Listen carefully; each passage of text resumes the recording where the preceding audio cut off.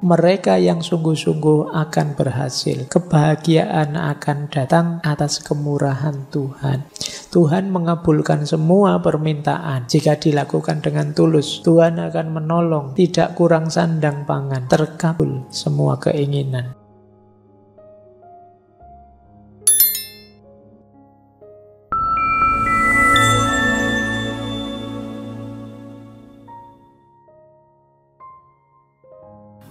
Assalamualaikum warahmatullahi wabarakatuh.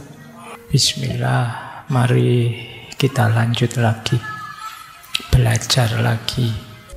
Nah, ketika yang mulia turun ke bawah, yang rendah naik ke atas, situasinya seperti apa? Dijelaskan di bagian sinom. Segala keinginan tidak ada yang terwujud. Kita ingin ini, tidak terwujud. Ingin itu, tidak terwujud. Apa yang dicita-citakan buyar. Apa yang dirancang berantakan. Ingin menang malah kalah. Nah, agaknya hukuman Tuhan yang datang. Yang tampak hanya perbuatan tercela. Orang besar kehilangan kebesarannya. Lebih baik tercemar nama daripada mati. Jadi orang besar kehilangan kebesarannya. Kenapa? Mereka hanya mengejar yang duniawi. Bahkan namanya tercemar juga tidak masalah. Itu istilah beliau, lebih baik tercemar daripada mati. Sementara yang orang kecil tidak mau mengerti keadaannya. Orang kecil yang tidak ngerti keadaannya itu kan mengeluh terus, protes terus, tidak puas terus, ngamuk terus. Jadi yang besar salah jalan, yang kecil tidak tahu diri. Orang alim penuh kepalsuan. Di luarnya putih, dalamnya kuning. Ulamanya gemar maksiat. Madat, madon, minum, berjudi. Para haji melemparkan ikat kepala hajinya. Kopiah hajinya dibuang. Ini kalian maknai sendiri ya. Tidak teko mocone. Wanita kehilangan kewanitaannya karena pengaruh harta benda. Semua hanya bertujuan harta benda saja. Semuanya ingin kaya, maka yang alim jadi palsu. Di luarnya kelihatan putih sekali, tapi dalamnya kuning. Kenapa? Tujuannya duniawi. Ada ulama yang gemar maksiat. Ini sindiran beliau. Orang-orang yang sudah haji malah melemparkan kopiah hajinya. Tidak peduli dengan status hajinya. Yang wanita mengejar harta saja sehingga mudah dipengaruhi. Para pedagang dan saudagar tidak dihormati. Yang dihormati hanyalah harta bendanya saja.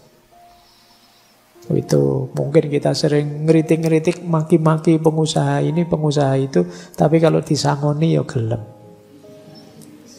Nah, itu yang dihormati hanya hartanya saja. Jadi bukan orangnya. Seluruh dunia berorientasi benda. Kesengsaraan menjadi-jadi. Nah, ini pakai sengkolan lagi ya. Nirsat estining urip. Nirsat estining urip itu ya 10681 1860 tahun Jawa. Tahun Jawa berarti sekitar tahun 1930 Masehi. Ini ganas-ganasnya Belanda. Juga orang-orang kita mungkin yang kerjasama dengan Belanda. Penghabisan penderitaan bila semua sudah mulai bertobat sepenuhnya kepada kekuasaan Tuhan. Sepenuh jiwa. Jadi lagi-lagi solusinya tetap kembali. Ayo kita sadar untuk kembali pada Tuhan. Nah, ini 3 yang terakhir dari serat Joko Lodang. Mendengar semua itu Mbok Perawan. Ini menarik ya. Ada Joko Lodang, ada Mbok Perawan. Bukan Mbok Rondo loh ya. Kamu istilah Mbok mesti Rondo. Tapi saya bilang Mbok Perawan. Mbok itu kalau dijawab bisa kakak perempuan. Kakak perempuan itu cirinya apa? Pengayom. Menyayangi, mengayomi. Perawan sama seperti Joko ya. Masih jernih, masih suci. Jadi Mbok Perawan itu seorang pengayom yang jernih, yang suci. Nah, orang yang semacam ini pasti akan merasa sedih melihat situasi seperti itu. Oleh karena itu kemudian Joko Lodang berkata lagi, tetapi ketahuilah bahwa ada hukum sebab musabab. Di dalam ramalan yang sudah ditentukan, tetaplah berupaya, yang terjadi biarlah terjadi. Jadi ayo kita berikhtiar semampu kita, karena di dunia ini ya ada hukum sebab akibat. Kalau kita diam saja situasi tidak akan berubah. Dan ini yang terus bagian dari ramalan ya. Zamannya masih sama, tapi pada akhir pertemangan zaman, wiku sabto ngesti ratu, 1877 tahun Jawa. Kalau tahun Masehi pas 1945. Akan ada keadilan antara sesama manusia. Itu sudah menjadi kehendak Tuhan. Di waktu itulah orang yang mengantuk mendapatkan ketuk atau gong kecil yang banyak bertebaran di jalan-jalan, yang mendapatkan gembira hatinya karena isinya tidak lain adalah emas dan permata. Ini yang disebut futuristik tadi ya. Ramalan bahkan beliau bisa menebak dengan tepat nanti situasi memprihatinkan karena penjajahan dan kesengsaraan masyarakat saat itu akan berakhir 1945 tahun Masehi. Yo, ini tidak gampang-gampang ya untuk sampai makom ini. Tidak sekedar nebak-nebak. Kalau nebak-nebak ngarang kan bisa saja, oh nanti akhir tahun ini ada artis yang cerai. Ngono gampang mungkin ya, ada, akan selalu ada masalahnya. Nanti ada orang besar yang meninggal ya mesti akan selalu ada. Ini beliau presisi sampai ke tahunnya. Nanti bahkan untuk akhir hidup beliau sak tanggal-tanggalnya. Baik, ini serat Joko Lodang, cuma 9 memang, Gambuh, Sinom, sama Megatruh. Nah, kita masuk lebih dalam lagi serat Sabdojati. Kalau ini sudah mulai lebih dalam lagi untuk solusi-solusi apa yang harus kita lakukan menghadapi wolak-wali ing jaman. Ya, Sabdojati berarti sabda tentang kesejatian.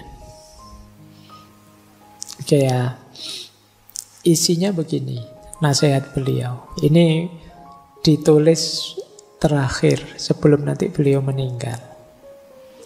Jangan berhenti berusaha berbuat kebajikan agar mendapat kegembiraan dan keselamatan, tercapai segala cita-cita, terhindar dari perbuatan yang bukan-bukan, dan harus gemar prihatin. Ayolah ya teman-teman, meskipun masih muda boleh kok mencari rumus prihatinnya masing-masing. Nyari jalan tirakatmu sendiri untuk menajamkan dirimu. Tidak hanya pikiranmu tapi juga batinmu. Ada banyak cara, banyak jalan. Kalian boleh bikin rumus sendiri untuk melatih batin, melatih dirimu. Renungilah dengan seksama, urailah dengan cermat Telitilah jangan sampai salah, endapkan dalam hati. Ini menarik, ini sangat filosofis. Kalau kalian menghadapi sesuatu, jangan kesusu disikapi, jangan kesusu dibales, jangan kesusu dijalani, tapi pertama-tama apa? Renungkan dulu. Berpikir yang dalam dulu, ini sangat filosofis.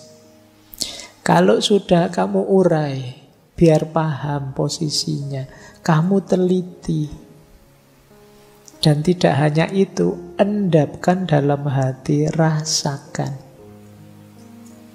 Mengendapkan dalam hati itu berarti kira-kira mantepnya bagaimana, nyamannya bagaimana.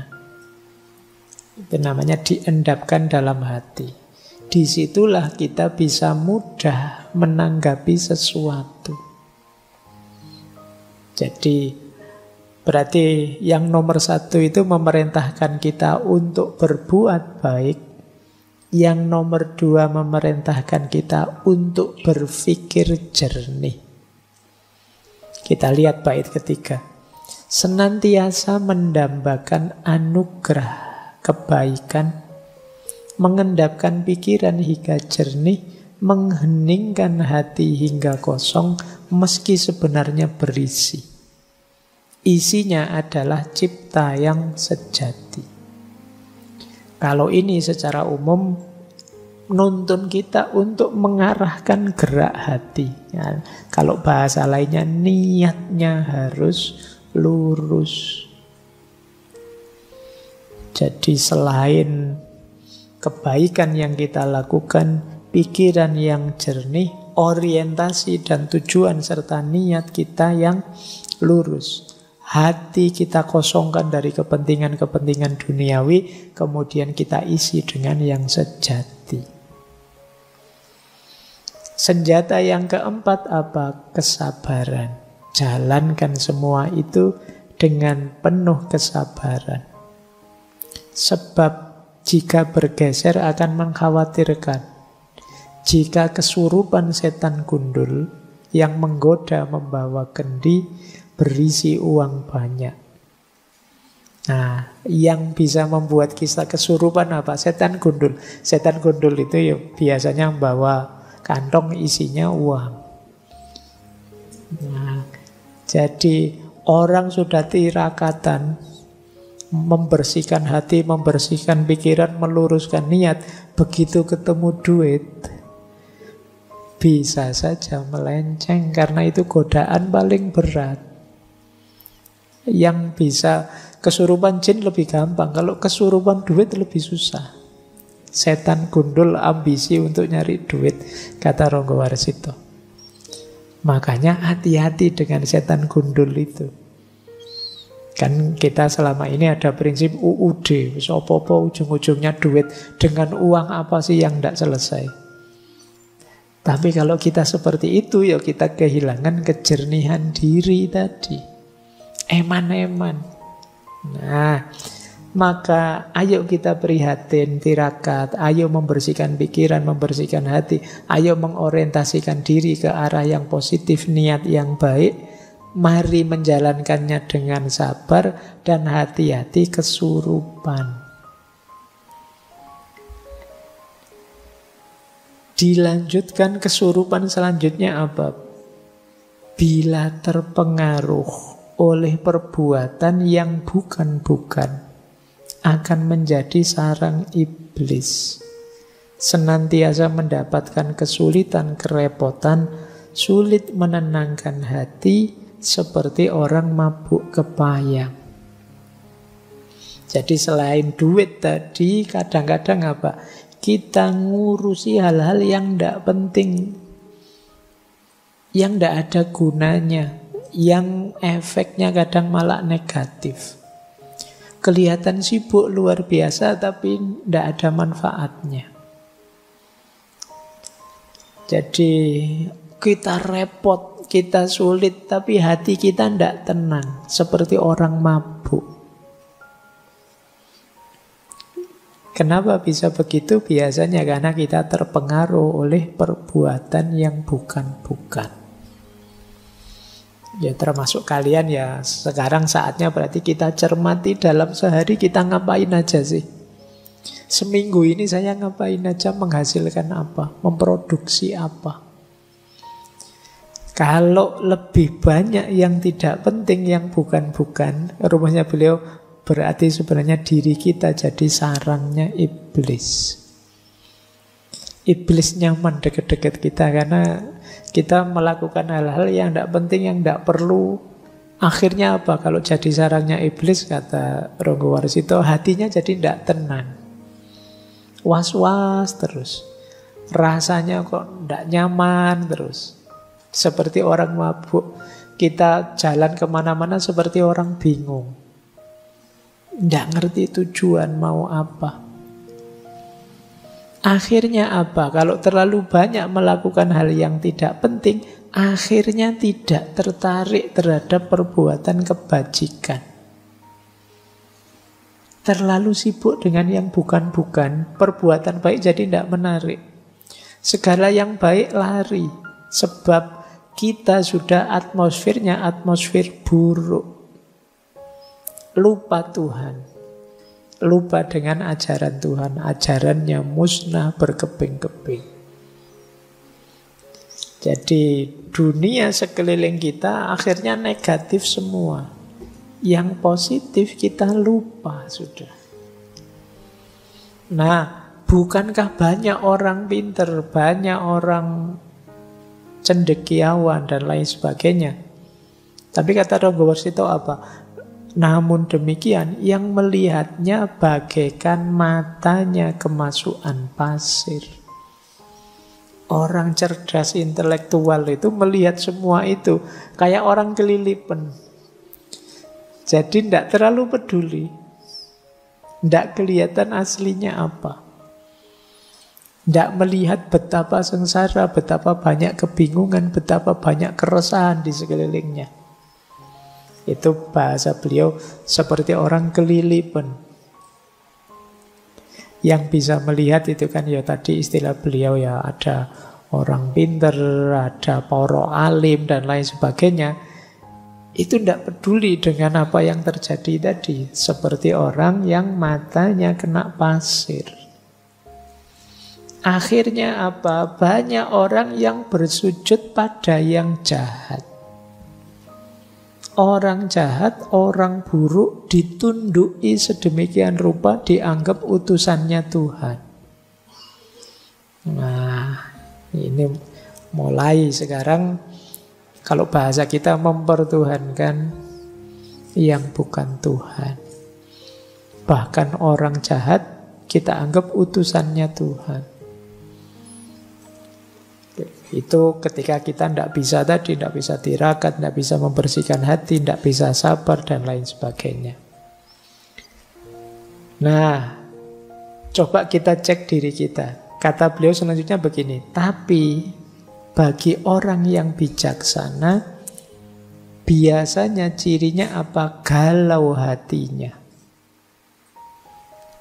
Jadi, kenapa hatinya galau? Jika tidak ditiru, tidak ikut orang lain, dia disalahkan. Dan hidupnya jadi tanpa makna. Tapi kalau ditiru, hidup jadi hina. Jadi orang bijaksana dia bisa melihat, tapi dia bingung. Kalau saya ikut orang-orang, hidup ini jadi tidak ada maknanya. Tapi kalau saya ikut orang-orang, hidup ini jadi hina. Nah, milih mana kamu, hidup tidak bermakna atau hidup hina? Nah, itu berarti kata Ronggo Warsito tidak percaya kepada Tuhan. Lagi-lagi beliau mengakhiri, yuk kembali sajalah pada Tuhan, pencipta segala sesuatu. Mereka yang sungguh-sungguh akan berhasil. Kebahagiaan akan datang atas kemurahan Tuhan. Tuhan mengabulkan semua permintaan jika dilakukan dengan tulus. Tuhan akan menolong, tidak kurang sandang pangan, terkabul semua keinginan. Ini beliau menarik. Di belakang terus beliau bilang, bla bla bla bla, beliau bilang, sang pujangga sambil menasehati, membuka rahasia ilahi yang banyak tersembunyi, sehingga dapat diketahui. Manusia yang hidup di zaman kerepotan, keburukannya meningkat, perbuatannya menjadi-jadi, pikiran-pikirannya sesat, keampuhannya tidak tampak lagi. Lama-kelamaan makin memprihatinkan. Merasakan ramalan tersebut, sang pujangga senantiasa merenung diri, melihat zaman penuh keprihatinan. Selesainya kapan? Ini ramalan lagi ya. Lagi-lagi beliau menyebut tahun 45 nanti. Waluyane benjang lamun ono wiku, memuji ngesti sawiji, sabuk lebu lir majnun, gali bedan tudang tuding, anacahken sakeing wong. Selesainya besok ketika ada seorang wiku. Wiku ini setara kalau sekarang mungkin begawan. Jadi seorang alim, orang suci yang memuji yang tunggal sejati. Istilahnya bagus. Sabuk lebu lir majnun. Pakai ikat pinggang debu seperti orang gila. Maksudnya apa? Ikat pinggang debu itu berarti sangat sederhana. Dia bukan orang kaya raya yang terikat oleh dunia. Dan seperti orang gila bahkan. Jadi apa? Tidak dipandang sama sekali pada saat itu. Tapi sebenarnya beliau ini seorang wiku, orang bijaksana, seorang pegawan. Hilir mudik menunjuk kian kemari, gali bedan tudang tuding. Ini mungkin menyebalkan bagi banyak orang, tapi dialah yang membangunkan banyak orang, mengarah ke banyak orang. Anacahken sakeing wong, menghitung banyak orang. Maksudnya apa? Menyadarkan, menunjukkan nilai masing-masing orang. Kamu itu anak bangsa, kamu itu punya tanggung jawab kemanusiaan, kamu itu sejenis itu. Dan itu terjadi dengan Sengkolo tadi ya. Wiku memuji ngesti sawiji 1877 atau tahun Masehi 1945. Disitulah baru selesai zaman Kolo Bendu.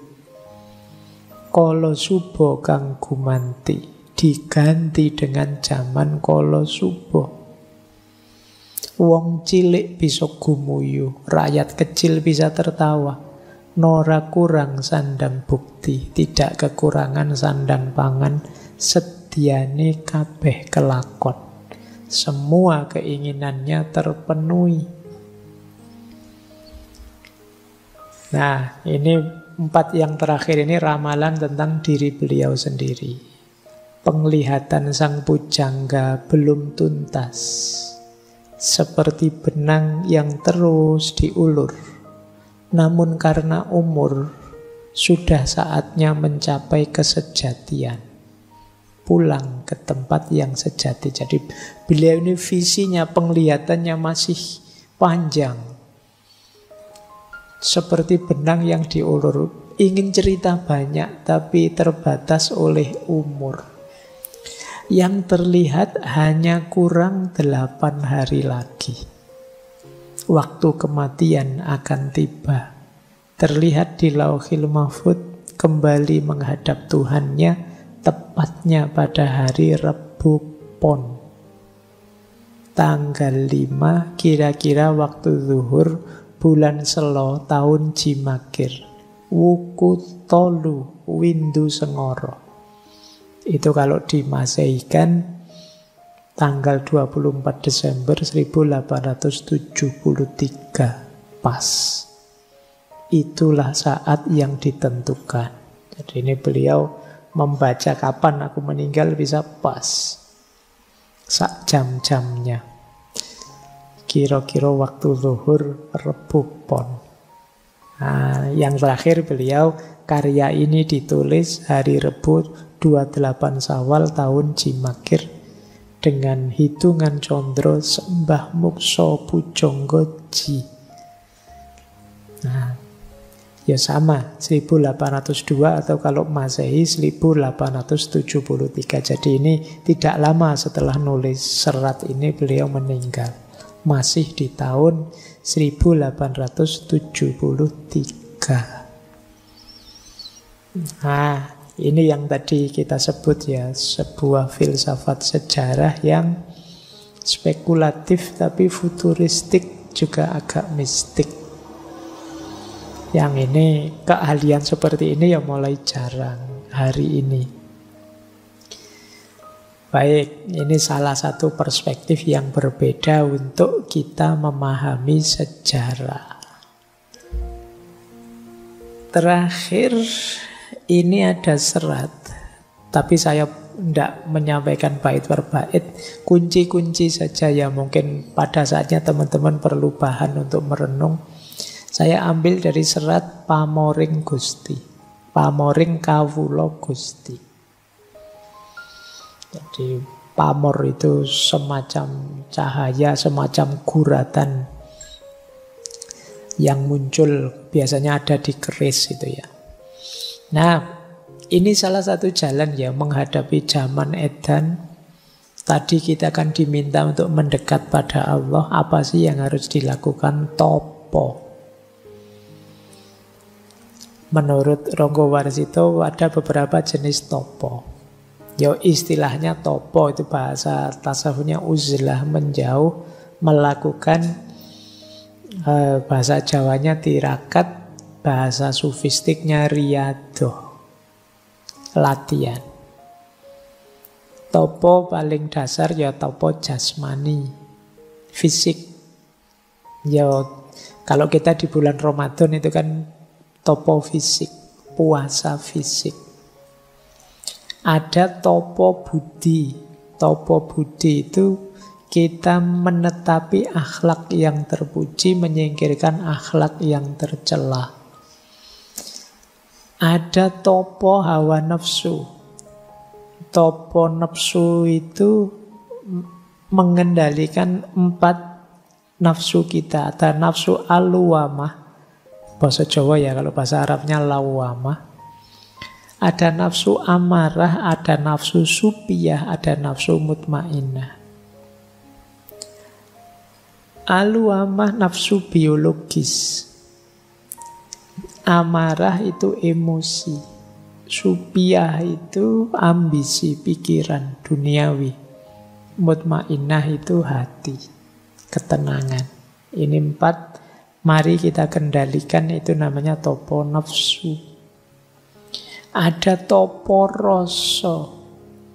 Topo rasa itu memusatkan perhatian selalu pada Allah. Mengheningkan hati, mempertajam mata batin. Batin kita sambungkan terus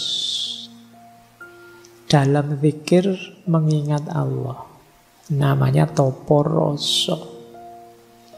Kalau sudah topo rasa, ada topo sukmo. Topo sukmo itu ikhlas, batin jernih, dan hidup harmonis dengan sesama dan dengan alam semesta. Ada lagi topo cahyo, tirakat cahaya. Maksudnya apa? Membentuk jiwa kita agar tidak tergoda oleh cahaya duniawi apapun.